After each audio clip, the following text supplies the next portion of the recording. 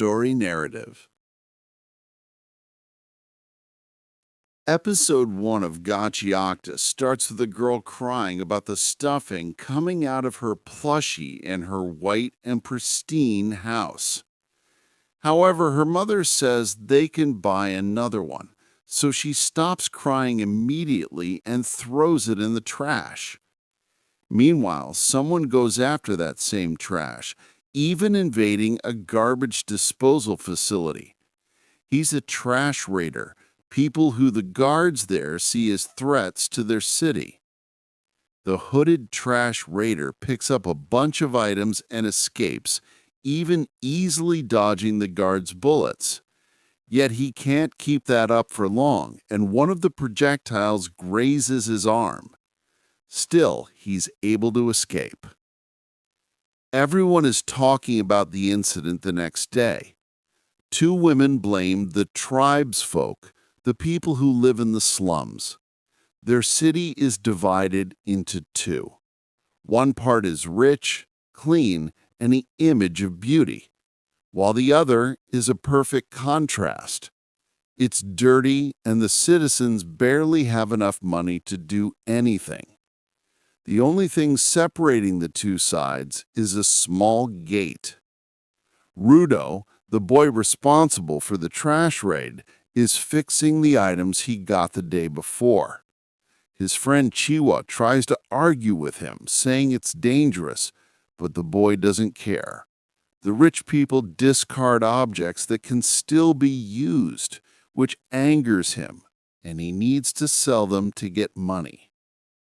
Then a few other kids see him and start bout-mouthing Rudo. They try their best to change the image of the slums, but Rudo's father ruined their effort and went on a killing spree. They bully Rudo and say he'll turn out to be a murderer just like his dad. Chiwa is the only one who disagrees, believing Rudo is a good person. The boy blushes and tries his best to give her the plushie he fixed, but he can't muster up the courage to do that. In the end, her mother calls her before the boy can give her the gift. When he gets home, Regto, his adopted father, messes with him, copying the boy's words from when he tried to give Chiwa the plushie. Still, he gets a bit more serious when he sees that Rudo got hurt in the raid. He scolds him and treats his wound. He also helps the boy treat his hands. He's afraid the rich people might get Rudo and throw him into the pit, the place where they dispose of criminals. That's where they took Rudo's father as well. Somehow, Rudo's father left the boy with horribly wounded hands. His hands are black and red and never stop hurting, which disgusts the people near him. But Regto gave him gloves that, despite being old, alleviate the pain. Outside their house, a hooded and masked figure watches them menacingly. On his way to give the plushie to the girl, the pit captures Rudo's eyes. It's a literal bottomless pit where people throw garbage and criminals. There's an execution happening at the moment, and the citizens can't help but watch it as it's right in the open. Chiwa arrives and says she hates that. Rudo tells her what Regto said, and she says that's obvious, as he loves him too. When he realizes what she might have meant by saying too, the boy blushes and gives her the plushie. Even though he couldn't say what he felt, he was ecstatic that he gave her the gift. However, his happiness is about to end. When going home, he bumps into a group of guards, but pays no mind to what they're doing there. He opens his house's door and is greeted by the awful sight of the masked figure stabbing Regto. The murderer beats him and goes away quietly, so Rudo rushes to his adopted father's side. Regto tries to tell him to run, but it's already too late. The guards arrive and blame Rudo for the murder. They take Rudo to the pit and prepare a public execution. The boy begs for people to believe him, but nobody believes him. Even Chiwa says he's just like his father and throws away the gift he gave her. But what shocks him more is seeing the masked figure in the middle of the crowd. As the guards throw him into the pit, Rudo screams that they are all filth and that he'll kill everyone. Then everything becomes pitch black, and he wakes up at a place filled with trash. There are mountains and mountains of it, showing how much Rudo's city discards there.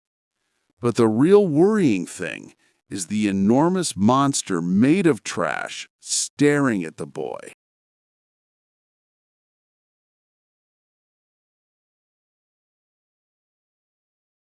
No one ever cares about what happens to a person when they go to the pit. But now Rudo experiences it firsthand. There are giant beasts made of trash in that hell, and they're after him. He tries to escape, but there doesn't seem to be a safe place near him. To make it worse, the awful air barely lets him breathe. He's prepared to accept his death when he remembers Regto. He's the only one who can avenge him, so he stands up to fight. He picks up a pipe and charges at the monsters.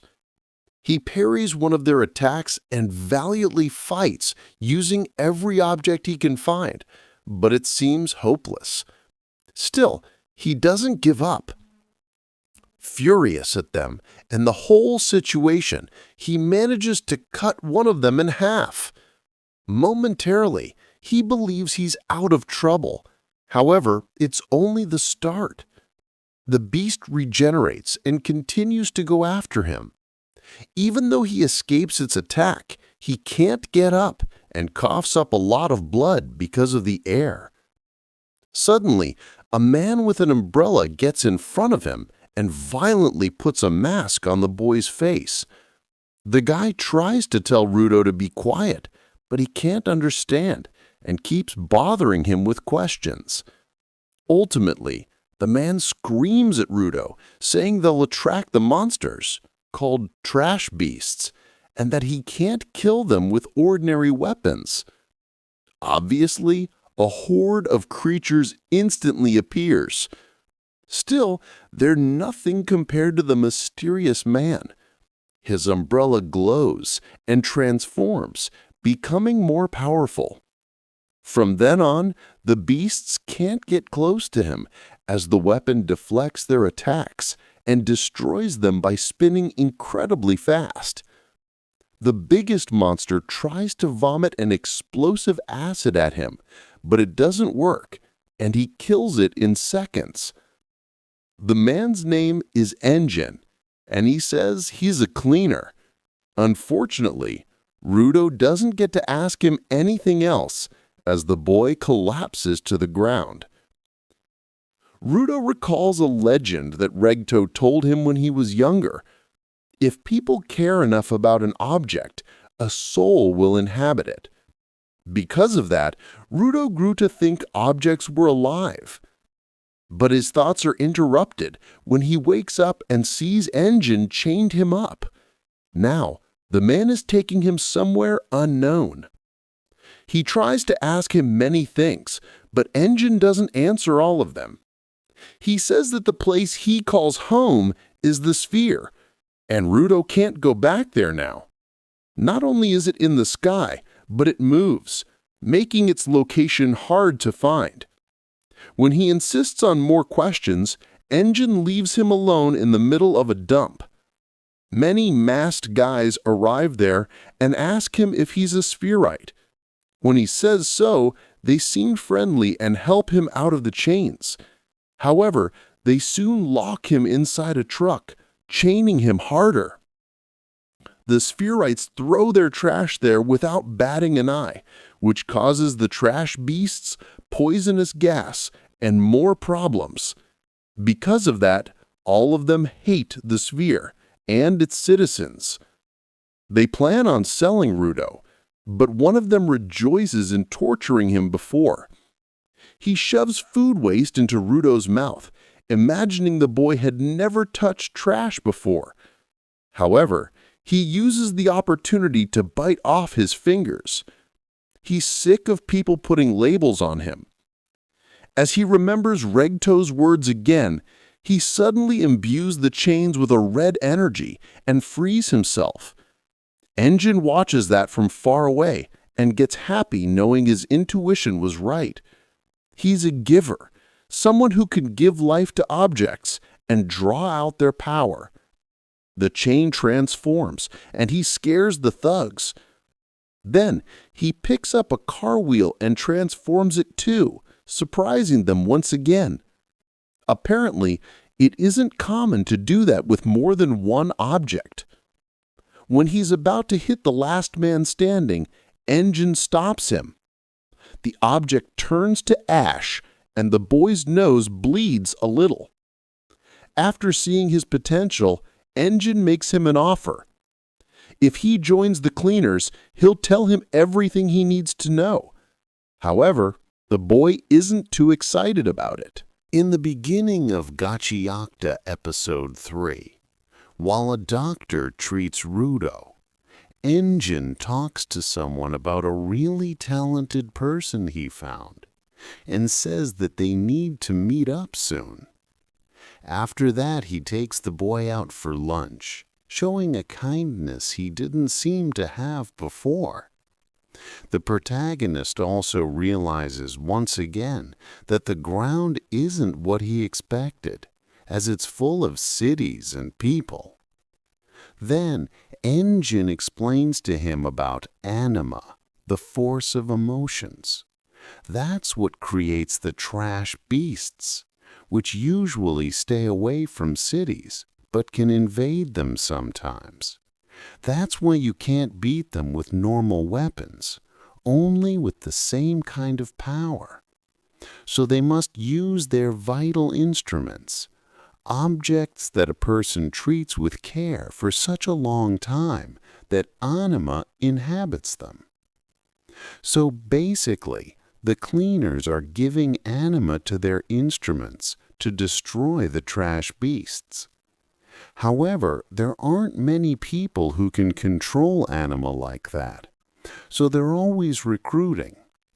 Knowing that Regto was right all along about emotions living inside objects, and having Engine praise his gloves almost makes him cry. But that's when Engine reveals his shadier side again, and tells Rudo he sold all of his clothes and has been using that money to pay for what they're eating. Before the boy can snap at him, the man goes away, saying he's gonna find Rudo's trainer. Suddenly, a cat steals a little bag with the money from Rudo's clothes in it, and the boy runs after it in an alley.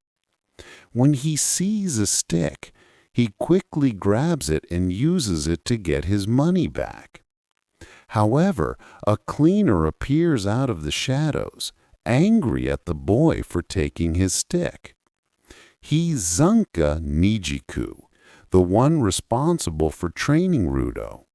He's furious, but Rudo diffuses the situation by explaining everything and apologizing.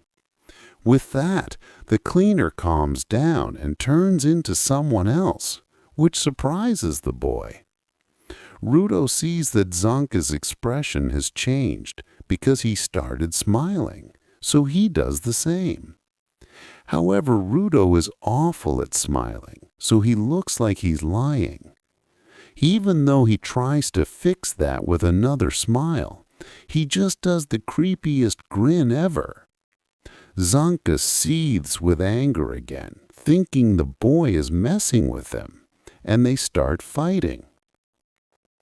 To his surprise, Rudo picks up a random object from the garbage and transforms it, meaning everything his gloves touch can turn into a vital instrument. Zanka still overpowers him easily, seeing that he has more experience. However, the tables turn when he realizes Rudo is using a plunger to fight. As the boy waves it around, he fills the place with residues of garbage and poop.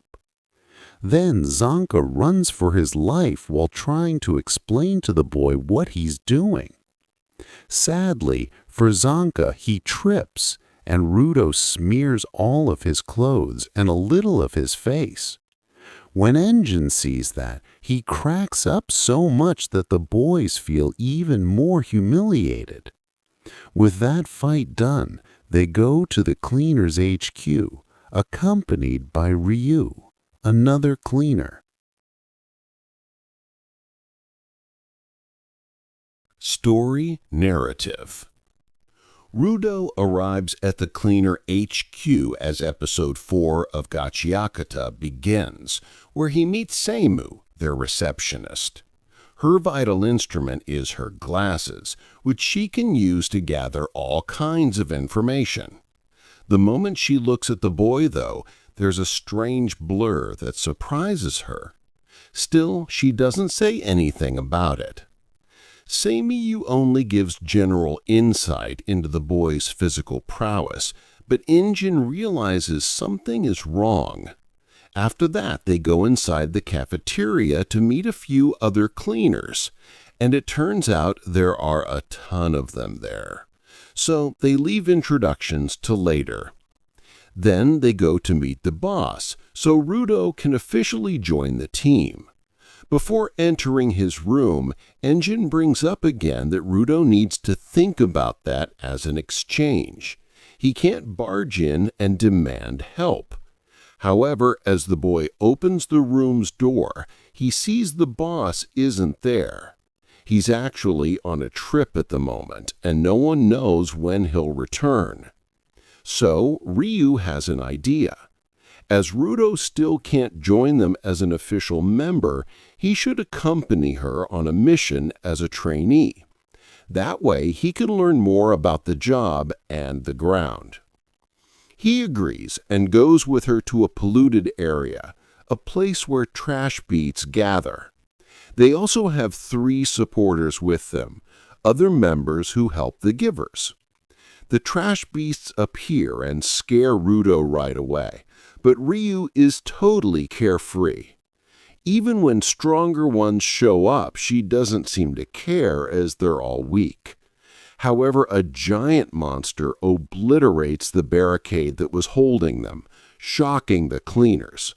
To Rudo's surprise, that only makes the girl excited to fight, not scared. Ryu throws a pair of scissors up that grow so big she starts using the weapon with her legs. Then she jumps toward the horde and destroys most of them with ease. Still, other trash beasts are lurking, so everyone should be careful. One of the supporters has to stop a monster from attacking Rudo, who wasn't paying attention to his surroundings. Seeing how everyone is working together, and Rudo's initial thought was only to give them a hand while he tries to go back up, he feels ashamed. When one of the supporters falls to his knees, the boy jumps in with a pipe to help, not wanting to be a burden. However, he doesn't know how to use his powers yet, and the pipe he's holding takes a weird shape, similar to a web. When the monster is about to break his defense, Ryu comes to their rescue and praises him for putting himself in danger to help someone else. Then she returns to fighting the giant trash beast, which doesn't die even when she cuts it in 2. Their fight becomes so intense that the ground crumbles, and a supporter has to save Rudo again. He tells the boy that he should think about his goal and run toward it. He can learn from them. Meanwhile, Ryu cuts off the creature's hair and finds something shining inside its head, so she blasts through it and finally defeats the trash beast. However, she realizes that what was shining before was a vital instrument powering up the monster. This is a completely unexpected event that they didn't even know was possible. Somewhere else, one of the guys who kidnapped Rudo awakens alone. When he mentions a spherite, a hooded figure takes an interest, and the episode ends. Gachiakuta Episode 5 begins with a sleepy Zanka getting up in the middle of the night and finding out that a party is happening in the canteen. Ryu explains it's a welcome party for Rudo, but the boy is too sad to celebrate. He has been like that even since his powers failed during the mission. That's when Gris, the supporter who helped him, comes to cheer up the boy. Still, Rudo says he didn't do anything to help them during the mission. Although he tried to help Folo, the other supporter, he made a mistake at the most crucial moment. Even when he was in his hometown, he would always need Regto to save him from his problems. He always fails to meet other people's expectations. So Gris tells him more about Folo. The boy wants to eradicate the trash beasts, but he must be a giver to do that. So he became a supporter to train an object and turn it into a vital instrument in the future. However, even when he's a giver, he'll still work as a supporter because he wants to prove that they are important to the organization. Rudo should be like that and focus on what he wants instead of what other people might want from him. Then Gris pats him on the head, which almost makes him cry. He only doesn't do that because Engine arrives to mess with him. At that point, Zanka and Ryu also join them, and they all go to eat together. Meanwhile, the shady figure from the last episode is still torturing the mercenary. When the man begs him to stop, he finally kills him. Now, this violent and mysterious figure already knows everything he can about Rudo and wants him as a souvenir.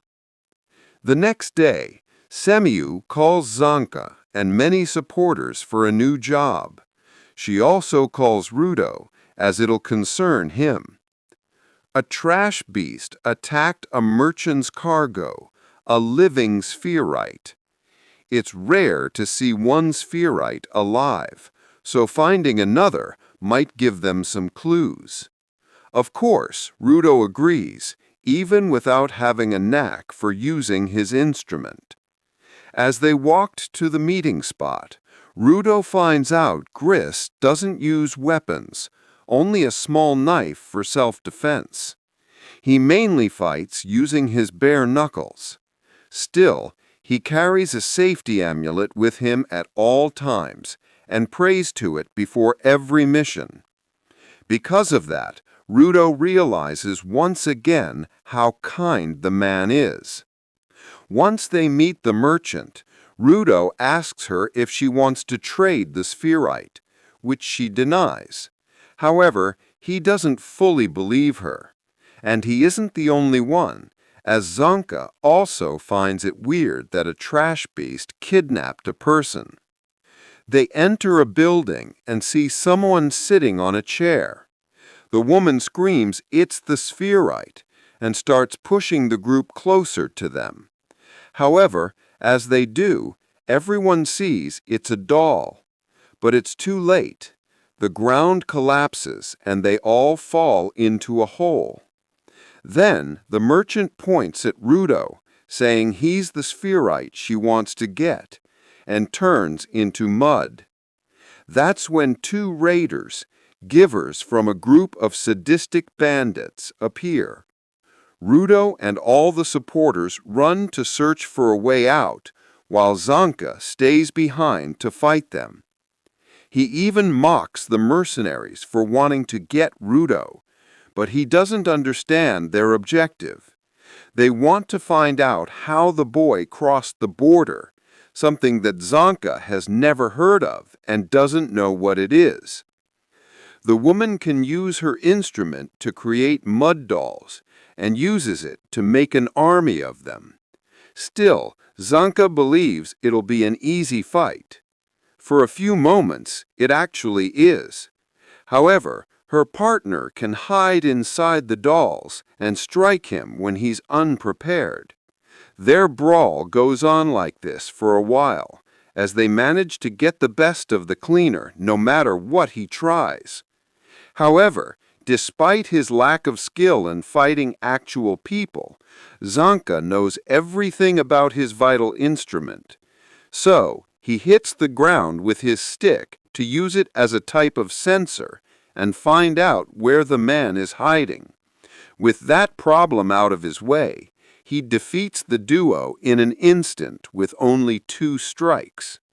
As he finally relaxes, thinking the fight is over, the other mysterious raider who learned about Rudo first appears behind him.